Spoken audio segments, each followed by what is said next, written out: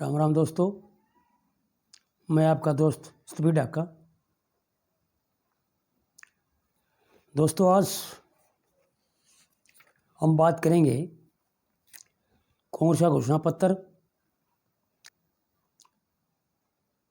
और जिस ढंग के वो लोग बयान दे रहे हैं उससे ये लगता है कि कांग्रेस और उनका इंडिया गठबंधन कि वो देश को एक अस्थिर, कमज़ोर, डरपोक सका देना चाहते हैं। इसीलिए वो बार बार एक ढंग के बयान दे रहे हैं। कोई नेता कह रहा है अब कि भारत कमज़ोर है, राहुल गांधी जी कह रहे हैं कि भारत की सेना कमज़ोर है, चीन बहुत मजबूत है, पाकिस्तान मजबूत है।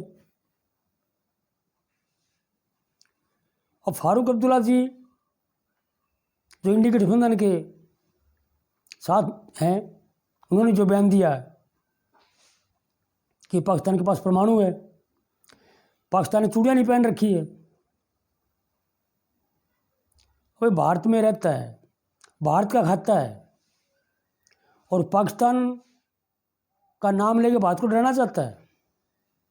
अब वो टाइम नहीं है कि भारत डरेगा। जिसके पास आटा नहीं है, तेल नहीं है, सब्जियां नहीं है,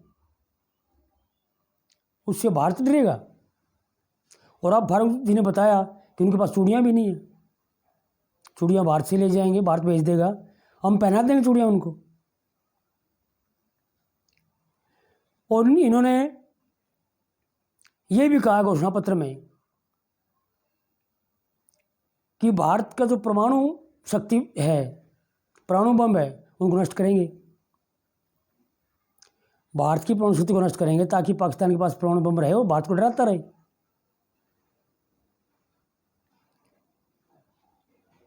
उसके अलावा भी जो अलग अलग ढंग के बयान इनके आ रहे हैं,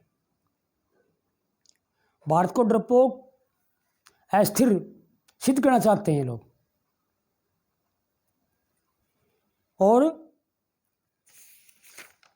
जो अभी जो इलेक्शन कैंपेन चल रहे हैं, भारत को मजबूत करने की बात करनी चाहिए इन्होंने कि भारत को हम मजबूत करेंगे। इन्होंने कभी नहीं कहा कि भारत दुनिया की 5वीं अर्थव्यवस्था भारत की है, उसको हम 3 पे लेके आएंगे, 2 पे लेके आएंगे, नहीं कहते। ये कमज़ोर का मतलब वो पीछे लेके जाने की बात करते हैं। इन्होंने कभी ये नहीं कहा कि मोदी जी 6,000 रुपये किसान को वार्षिक देते हैं किसान निधि से, हम उसको 12 करेंगे या 18 करेंगे, नहीं कहते ये लोग। इन्होंने कभी ये नहीं कहा कि आयुष्मान कार्ड जो बना 5 लाख का, एक गरीब परिवार का काम आ जाए, उसके स्वास्थ्य के लिए बना है, उसका इलाज हो जाए सस्ता, आराम से, बगैर चिंता के, हम उसको 10 लाख करेंगे, नहीं कहते ये लोग।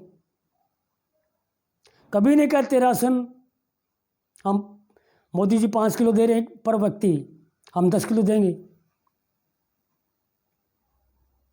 जो भारत के नागरिक को सुविधा मिल रही है वो दुगनी करने की बात नहीं करते।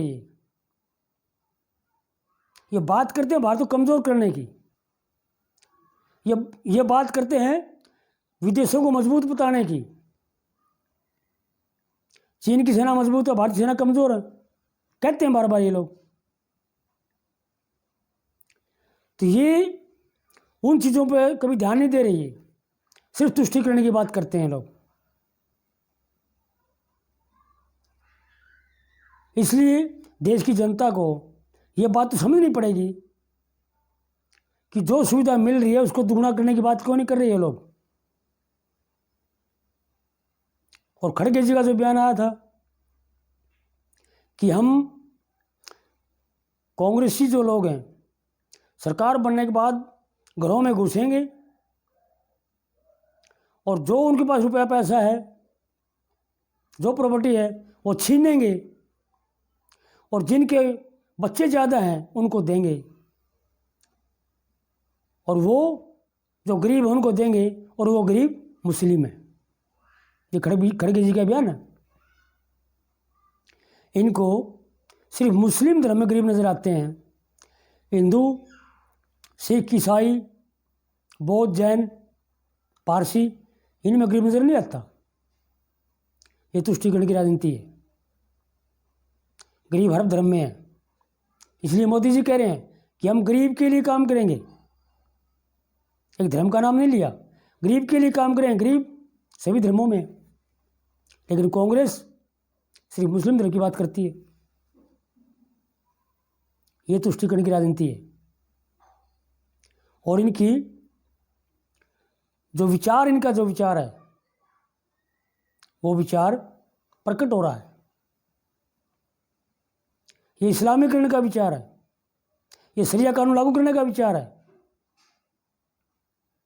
ये है इनके सोच जिस पे ये काम कर रहे हैं। जब खुद की सरकार थी, सब काम नीचे नीचे कर रहे थे, अंडरग्राउंड काम चल रहे थे, इनडायरेक्ट रूप से चल रहे थे। जब मोदी जी की सरकार बनी तब ये खुल के सामने आ गए और सीधा बोलने लग गए। यही और मोदी जो करते हैं, मोदी जी जो कहते हैं वो करते हैं, और जो कहते हैं खुल के कहते हैं, देश जनता के सामने कहते हैं। वो किया उन्होंने।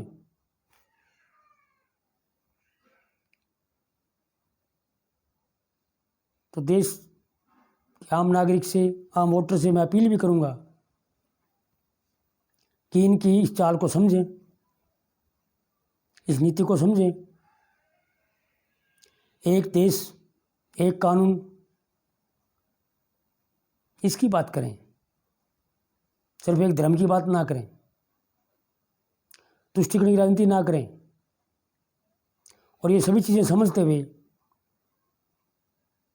मोदी जी को तीसरी बार प्रधानमंत्री बनाएं, ताकि देश विकास कर सके, दुनिया में देश का नाम और हो सके, और तीसरी अर्थव्यवस्था देश की बने, नंबर 3 पे भारत आए, महाशक्ति बनने के करीब पहुँचे। वो तभी होगा जब कमल का बटन दबाएंगे। जय हिंद, जय भारत।